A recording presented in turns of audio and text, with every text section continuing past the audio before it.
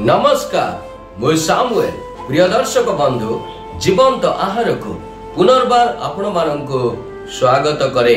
आसंतु प्रतिदिन भली आज मध्य पवित्र बाइबल द्वितीय तिमोथी 4 पर्व 1 पद ठारू 8 पद पर्यंत पाठ करिबा।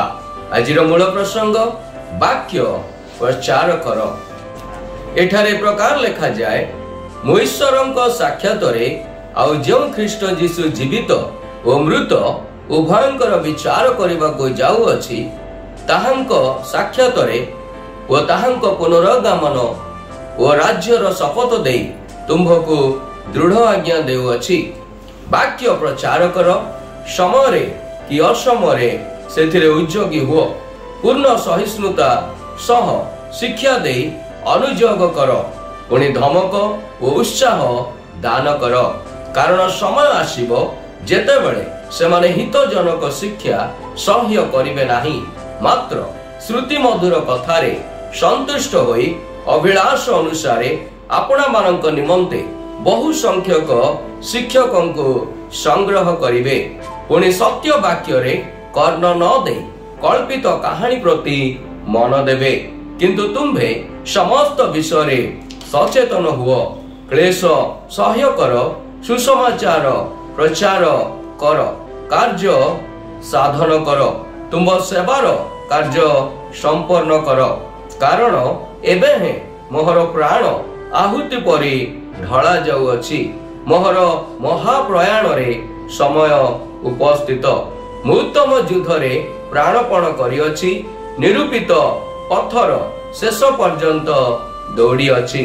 मु विश्वास रक्षा करिअछि, आद्यावधि मो निमंते धार्मिकतार मुकुट रखा जाय अछि। ताहा सही महादिन रे न्यायवान विचारकर्ता प्रभु मते देबे। पुणी केवल मते नुहे, मात्र जेते लोक ताहांक आगमन को प्रिय ज्ञान करंती से समस्तंको देबे। आसंतु मोर प्रिय माने पठित शास्त्रांश को बुझिबा निमंते चेष्टा करू। पाउल तिमोथी को तांकर शेष उत्साहपूर्ण उपदेश प्रदान कले। दुनिया अधिक दुर्नीतिग्रस्त हेबा परे मंडली आक्रमणर शिकार हेबाकू लागिबो। पुनर्बार पाउल तिमोथी को कहिले, तुम पाई एवं तांकु ख्रीष्टंकर जड़े सेवक भावरे एही वाक्य प्रचार जारी रखिबाकू उत्साहित करिथिले। पाउल निज जीवन को परमेश्वर निकटरे नैवेद्य भावरे उत्सर्ग कले। जड़े सैनिक परी युद्ध करी धावक परी दौड़िले।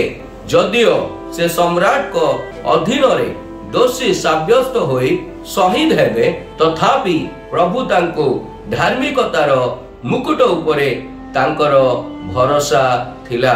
एही पुरस्कार केवल पाउलंक पाई नुहे, बरं जो माने ख्रीष्टंकु विश्वास करंती एवं अनुसरण करंती सेमानक पाई मध्य उपलब्ध अटे। जीशु किए अटंती? आसंतु आजिर शास्त्रांश रे आम्भे माने देखु। जीशु जड़े धार्मिक विचारपति भावरे फेरिबे। जो माने विश्वास रखिचंती सेमानंकु पुरस्कृत करिबे। पाउलंकर एही भरोसा थिला, जोथिपाई से कष्ट सहिबाकू सक्षम होइथिले एवं सुसमाचारर वाक्य विस्तार करिबाकू निजकू उत्सर्ग करिथिले। जेतेबेले तुमे विश्वास रखिबो एवं वाक्य प्रचार ओ विस्तार करिवार कष्टकर हुए, सेतेबेले एहाकू परित्याग करंतु नाही। जेतेबेले यीशु फेरी आसीबे, से तुमरो कार्य चिन्हिबे ओ तुमको चिन्हिबे एवं धार्मिकता एवं मुकुटरे तुमको भूषित करिबे। ईश्वर आजिर शास्त्रांशरु आम्भ मानकु कोन सिखांते?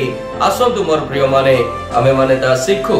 सत्य वाक्य प्रति ध्यान दियो एवं सत्य को शुण।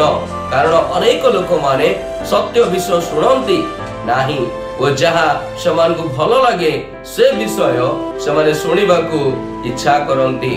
जो स्वर समान को उचित मार्ग रे नहीं थाए, से स्वर प्रति समाने कर्ण रोध करती जो स्वर सेमानकर लोभर इच्छा को पूरण करिथाए ताहा प्रति सेमाने मनोयोगी हुअन्ति।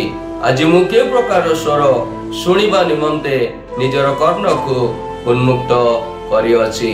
आज ध्यान रे ईश्वर हम प्रत्येक को आशीर्वाद करंतु।